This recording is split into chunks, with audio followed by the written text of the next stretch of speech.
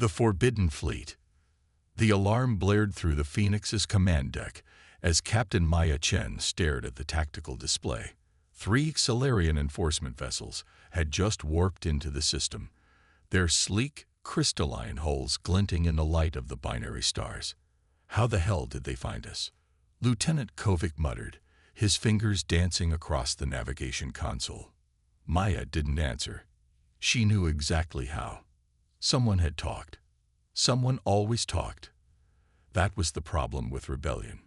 It required trust, and trust was in short supply these days. "Battle stations," she ordered, her voice steady despite the hammering of her heart. "Prepare for emergency jump." The Phoenix wasn't supposed to exist.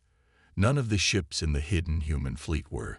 The Galactic Council had been very clear about that when they'd issued their edict 10 years ago. Humans were forbidden from building warships of any kind. "Incoming transmission," Communications Officer Liang announced. "It's Admiral Zextrol of the Solarian Enforcement Division." Maya nodded. On screen, the holographic display flickered to life, revealing the elongated, scaled face of Admiral Zextrol. His 6 violet eyes narrowed as he regarded Maya with undisguised contempt. "Captain Chen," he hissed, the translator barely keeping up with his native clicks and whistles. "By order of the Galactic Council, your vessel is in violation of Statute 459b, the prohibition of human warship construction. Power down your engines and prepare to be boarded." Maya leaned forward, a humorless smile playing at her lips. "I'm afraid we must respectfully decline your invitation, Admiral." Zextrol's scales rippled with anger. "This isn't an invitation, human. It's an order. Your species was deemed too aggressive, too unpredictable to be trusted with warships. The Council's decision was unanimous." Maya's smile faded. The Council decided wrong. She cut the transmission with a swipe of her hand and turned to Kovic. "Jump coordinates." "Ready, Captain." "But the Phoenix took heavy damage in our last engagement. The jump drive is unstable." Maya glanced around the bridge, taking in the determined faces of her crew. They knew the risks. They had all lost something, or someone, when the Council had stripped Earth of its defenses and left the outer colonies vulnerable to raiders and pirates. "The Council claims humans are too dangerous to have warships," she said, addressing the entire bridge. "They claim we're unpredictable, aggressive, a threat to galactic peace. But what they're really afraid of is that we wouldn't bow to their authority. They wanted us neutered, dependent on their protection, forced to follow their rules." She stood straighter, fire in her eyes. "But that's not who we are. We don't submit. We don't surrender. And we certainly don't let bureaucrats from 1,000 light-years away decide our fate." "Incoming fire," the tactical officer shouted. The Phoenix shuddered as energy blasts from the lead Solarian vessel slammed into their shields. "Return fire," Maya ordered. "All batteries." The Phoenix's cannons, assembled in secret shipyards, hidden in asteroid belts and nebula, unleashed a barrage of plasma bolts that tore through the closest enforcers' shields. The Solarian vessel listed to one side, venting atmosphere from a breach in its port hull. The other 2 enforcers adjusted their formation, launching a coordinated attack that rocked the Phoenix violently. Alert sirens wailed as damage reports flooded in. "Shields at 42%, the tactical officer reported. "Hull breaches on decks 3 and 7. Engineering reports the jump drive is taking damage." Maya gripped the edge of her command console. "Reroute power from non-essential systems to shields and weapons. Target the lead ship's propulsion systems." Another volley of energy blasts struck the Phoenix, sending a shower of sparks cascading from overhead conduits. "Shields at 19%, the tactical officer called out. "One more direct hit, and we're exposed." Maya made her decision. "Initialize jump sequence. Now." "Captain," Kovic protested, "the drive hasn't been stabilized." "We'll be dead if we stay here," Maya cut him off. "Do it." Kovic swallowed hard, then nodded. "Initializing jump. 3, 2, 1. Space warped around the Phoenix as the jump drive engaged, tearing a hole in reality. The stars stretched into lines, and the ship hurtled into the swirling vortex of hyperspace. The jump was rougher than any Maya had experienced. The Phoenix bucked and trembled like a wild animal, threatening to tear itself apart. Emergency bulkheads slammed down as atmosphere vented from multiple decks. And then, as suddenly as it had begun, it was over. The Phoenix emerged from hyperspace, trailing debris and venting plasma from its wounded hull. "Damage report," Maya said, wiping blood from a cut on her forehead. "Not good," Kovic replied, his face illuminated by the red glow of emergency lighting. "Jump drive is offline. Main power at 30%. Life support on auxiliary." "Where are we?" Kovic checked the navigation console. "Sector 7G, the Cerberus Nebula." His expression brightened slightly. "We're near Outpost Defiant." Maya allowed herself a small sigh of relief. Outpost Defiant was one of the largest hidden shipyards in the Rebellion network, nestled deep within the radioactive gases of the Cerberus Nebula, which naturally interfered with long-range scanners. "Set course," she ordered. "Best speed." As the Phoenix limped toward the concealed outpost, Maya retreated to her quarters to review the intelligence that had led them into the Xalarian ambush. Someone had leaked their patrol route. The question was, who? The door to her quarters slid open to reveal a Spartan chamber. Unlike the luxurious accommodations of council vessels, the Phoenix was built for function, not comfort. Every cubic meter of space was precious when you were building ships in secret. Maya activated her secure terminal and called up the mission briefing. They had been hunting for evidence of council experiments on an abandoned mining station. According to their intelligence source, codename Oracle, the council was developing a new weapon designed specifically to target human physiology. The intelligence had been too specific, too convenient. It had led them straight into the waiting guns of the Xalarian enforcers. Oracle had betrayed them. A knock at her door interrupted her thoughts. "Enter," she called out. Chief Engineer Takashi stepped inside, his uniform stained with coolant fluid and grease. "Captain, I've been assessing the jump drive damage." And Takashi's expression was grim. "It's not just mechanical failure. The drive was sabotage." Maya felt ice in her veins. "Sabotage? You're certain?" The primary containment field was deliberately miscalibrated. Someone on this ship wanted that jump to fail. The implications were staggering. Not only had Oracle betrayed their movements to the Council, but there was a saboteur aboard the Phoenix itself. "Keep this between us for now," Maya said after a moment's thought. "Continue repairs, but be discreet about what you found." Takashi nodded. "There's something else, Captain. Before the sabotage was discovered, I was analyzing the weapon signatures from the Xalarian vessels." "Go on." "They weren't standard enforcement weapons. The energy pattern was different. More focused, more precise. It's as if they were targeting specific systems on our ship." Maya frowned. "They were trying to disable us, not destroy us." "Exactly," Takashi confirmed. "They wanted the Phoenix intact." The question was why. The Council's standing orders regarding illegal human warships were to destroy them on sight, making examples of those who defied the ban. Taking the Phoenix intact would be a deviation from standard procedure, unless they wanted something, or someone, aboard the ship. As the Phoenix approached Outpost Defiant, Maya gazed out at the swirling gases of the Cerberus Nebula. Somewhere within that cosmic cloud was humanity's last hope, a fleet of warships built in defiance of the Council's ban, a fleet that might now be compromised. "Captain," Kovic's voice came through the intercom. "We're receiving a transmission from Outpost Defiant. Admiral Harper wants to speak with you immediately."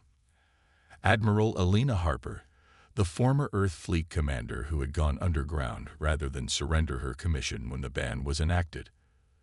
The woman who had started the resistance movement, who had gathered engineers and materials to build ships in secret. "Put her through to my quarters," Maya replied. The weathered face of Admiral Harper appeared on Maya's terminal. Even through the static-filled transmission, the intensity of her gaze was unmistakable. "Captain Chen," Harper said without preamble, "we've received word of your encounter with the enforcers. Your ship's condition.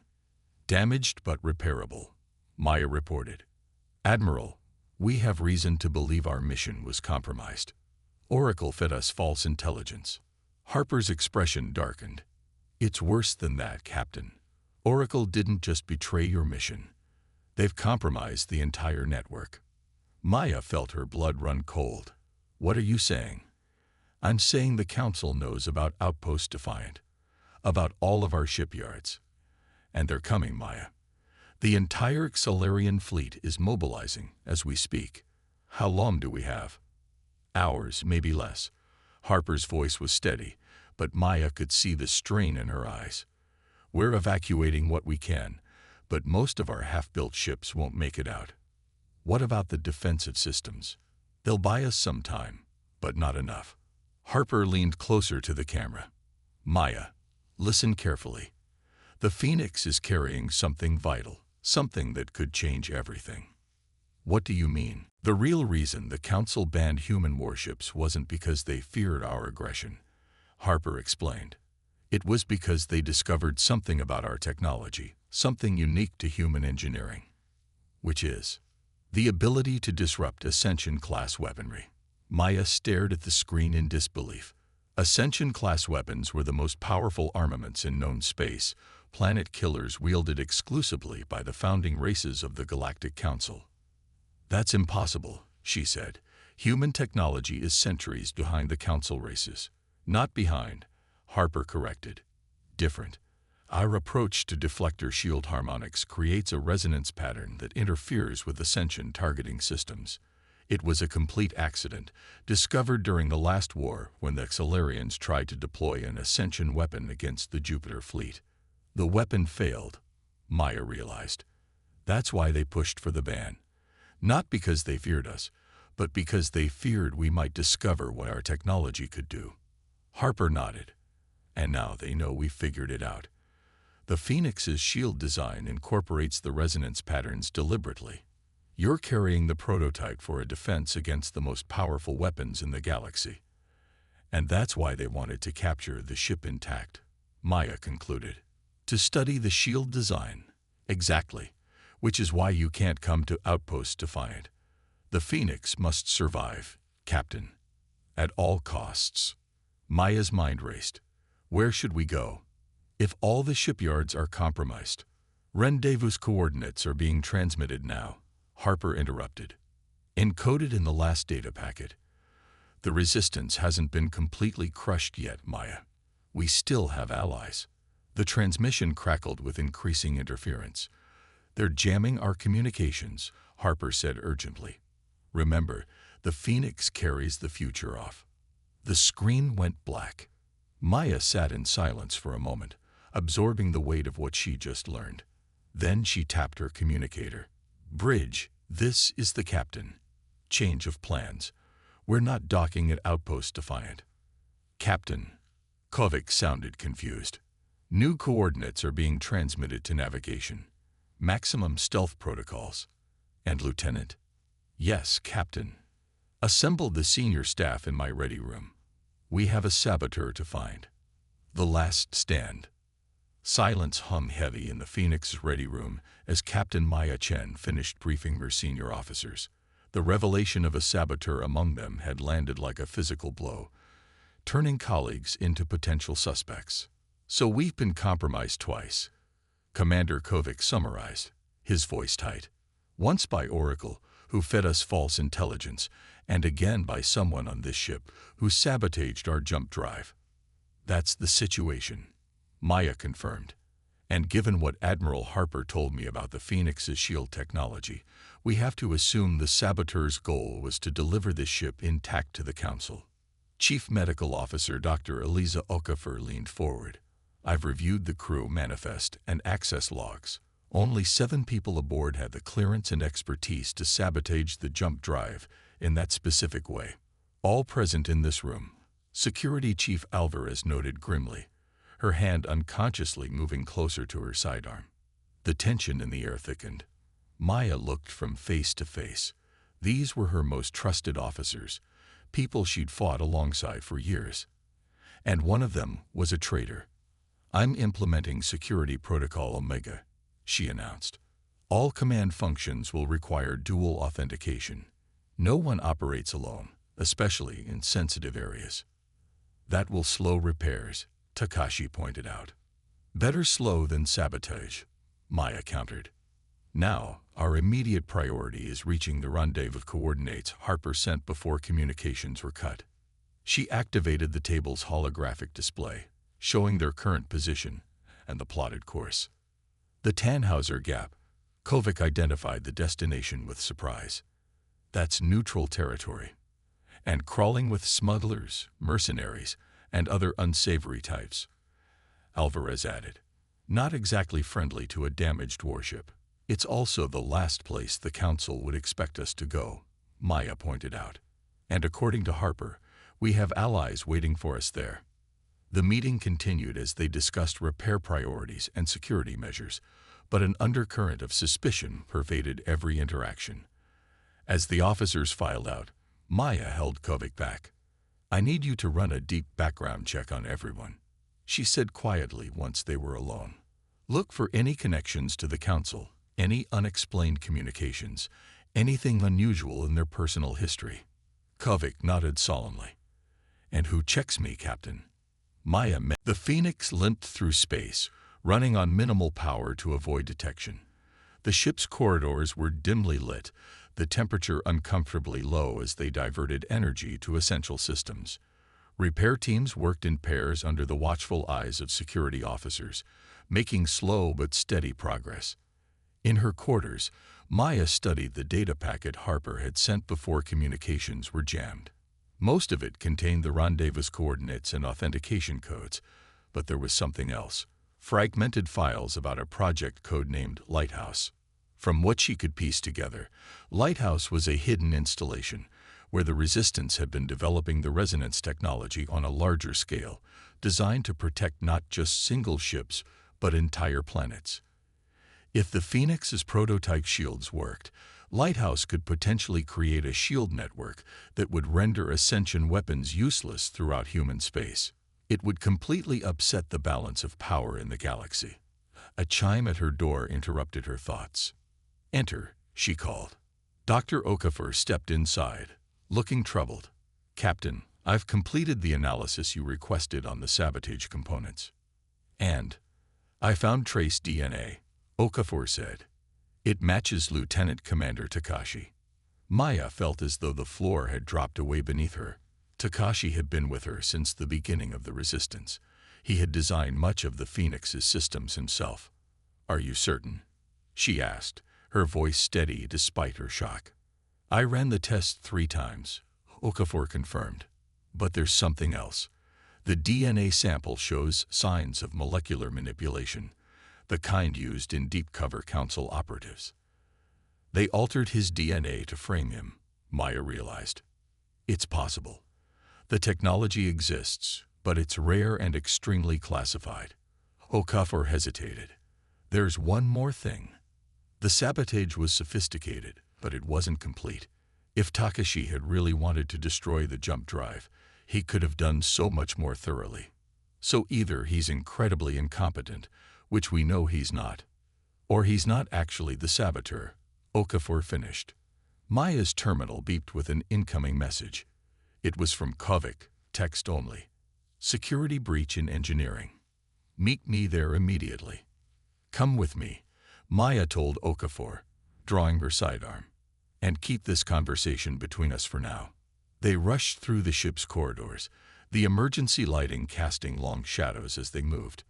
When they reached engineering, they found Kovic standing over the unconscious form of a junior technician, a data transfer device connected to the main engineering console.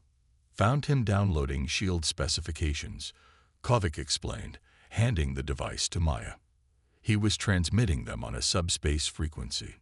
Maya examined the device. To whom? Unknown. The signal was encrypted, but it was definitely Council technology. Kovic nudged the unconscious technician with his foot. Ensign James Parker. Transferred to the Phoenix 6 weeks ago from Outpost Gamma. I never authorized that transfer, Maya said sharply. According to his records, you did. Kovic's expression was grim. Someone altered the personnel files. Maya knelt beside the unconscious man. Have him taken to the brig. Full restraints, continuous monitoring. I want to know everyone he's spoken to since coming aboard.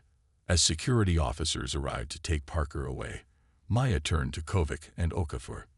This doesn't feel right. It's too convenient. What do you mean? Kovic asked. Parker's a low-level technician. He wouldn't have had the expertise to sabotage the jump drive or the clearance to access those systems. Maya's eyes narrowed.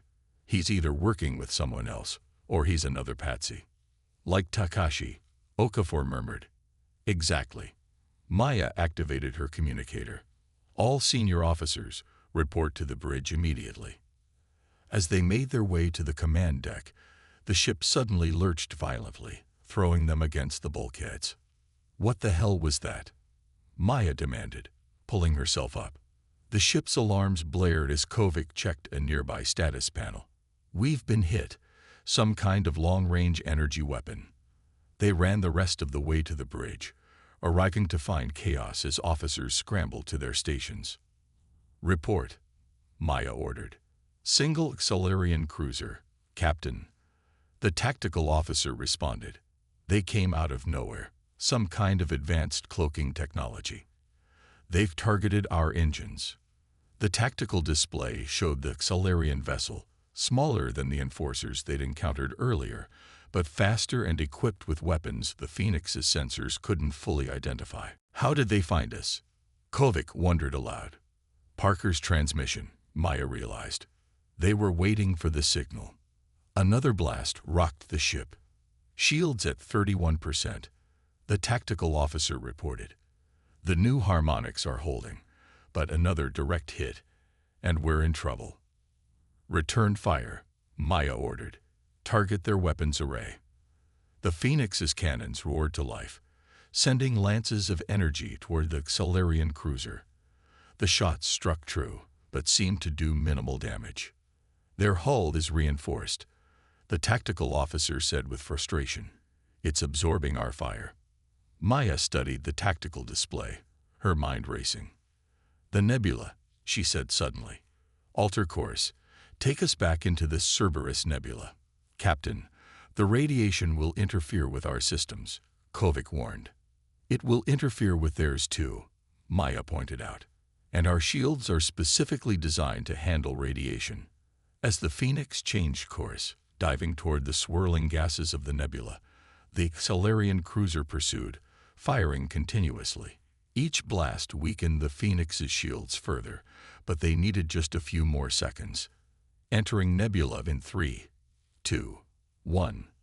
The view screen filled with swirling purple and blue gases as the Phoenix plunged into the Cerberus nebula. Almost immediately, their sensors began to deteriorate, showing only ghostly outlines of the pursuing vessel. Cut main power, Maya ordered. Emergency systems only. The lights dimmed as the Phoenix went dark, drifting silently among the radioactive clouds. Minutes passed in tense silence as they waited. They're still searching, the tactical officer whispered, watching the faint sensor readings. But they can't get a lock on us. Maya moved to Takashi's station. The sabotage to our jump drive, can it be reversed?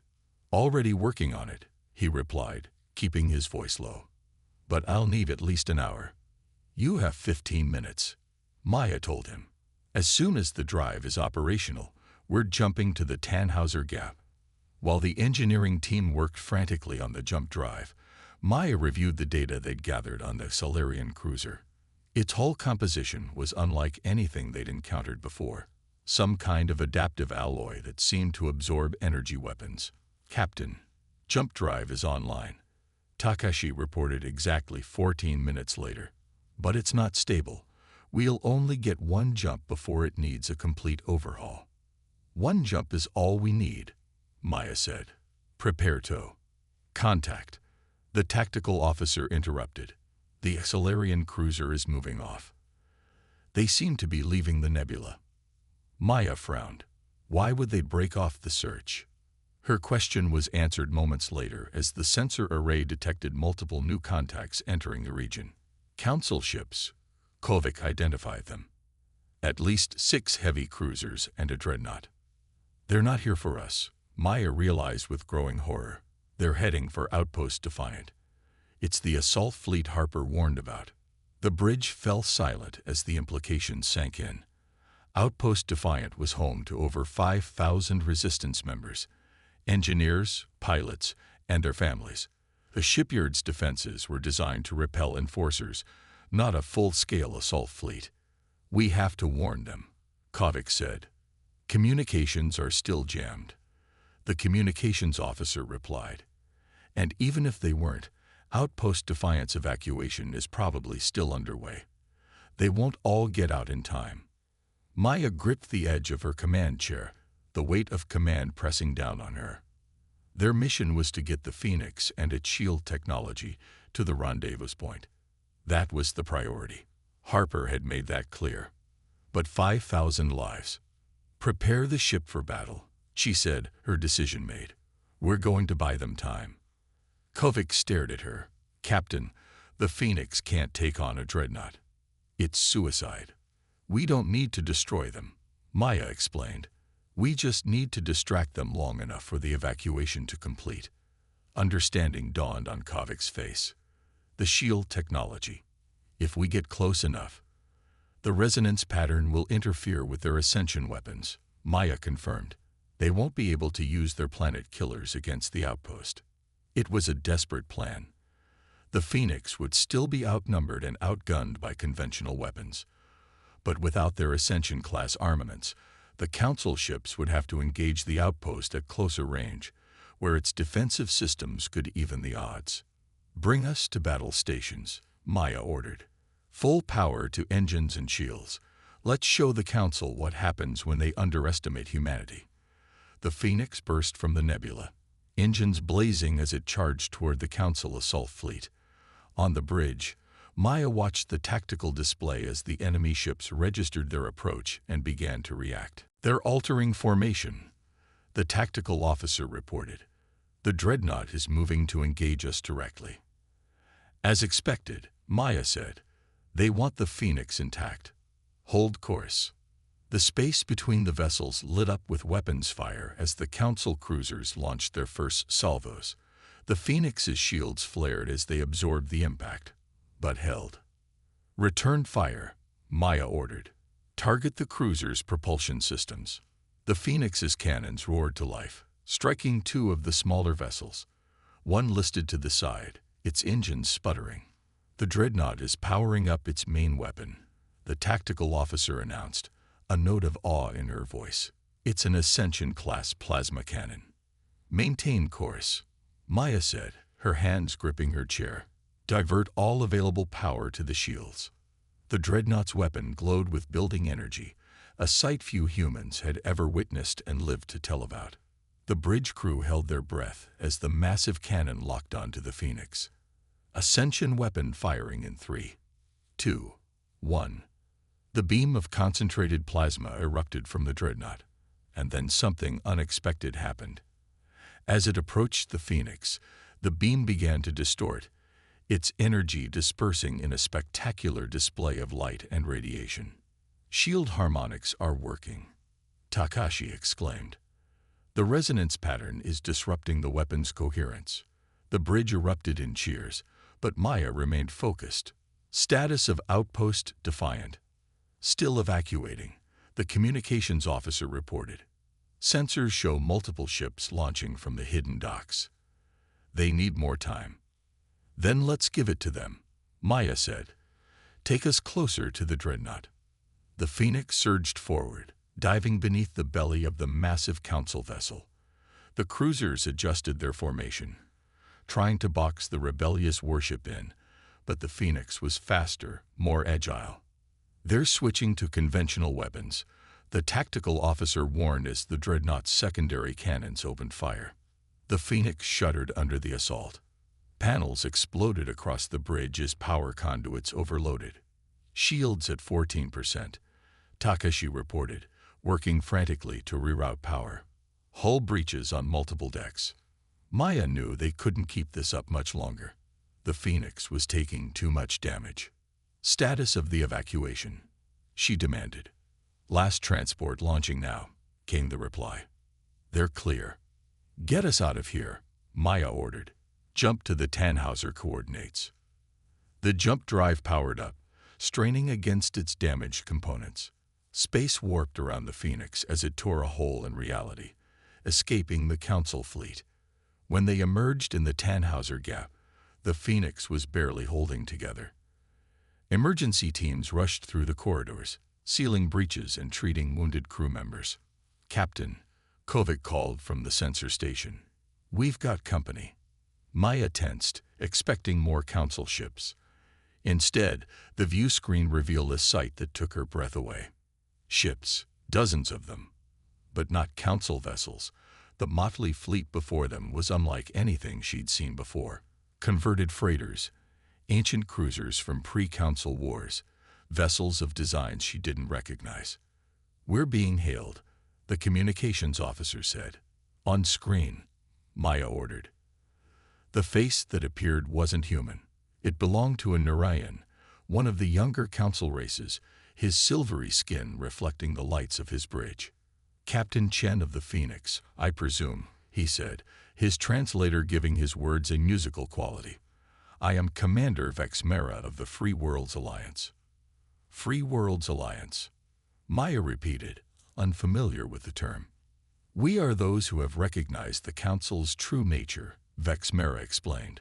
Not all of us agree with their methods or their lies. Your Admiral Harper reached out to us months ago. Maya's eyes widened in understanding. You're the ally she mentioned. We are, the Narayan confirmed, and we bring news. The resonance technology your ship carries, it works. The jammers the Council deployed around Outpost Defiance failed when exposed to the harmonic pattern. The entire resistance fleet escaped. Relief washed over Maya. They had succeeded. The Council has kept many secrets, Vexmera continued. They banned human warships not because your species is aggressive, but because they feared you. Humans approach problems differently, see solutions where others see only obstacles. The Council feared what would happen if humanity ever discovered the weakness in their most powerful weapons. And now we have, Maya said. Indeed, but this is just the beginning, Captain Chen. The Council will not surrender their dominance easily. They will come with everything they have. Maya looked around her bridge, at her battered but unbowed crew. They had defied the Council's ban, built ships when they were forbidden to do so, fought when they were expected to submit, and they had won their first victory. Let them come, she said, her voice carrying across the bridge. We'll be ready. As the Phoenix docked with Vexmera's flagship for repairs, Maya stood at the view screen, watching as more ships arrived. Vessels of every description, from a dozen different species, all drawn to the promise of freedom from the Council's control. The humans had been ordered not to build warships. They had ignored it. And in doing so, they had sparked a revolution.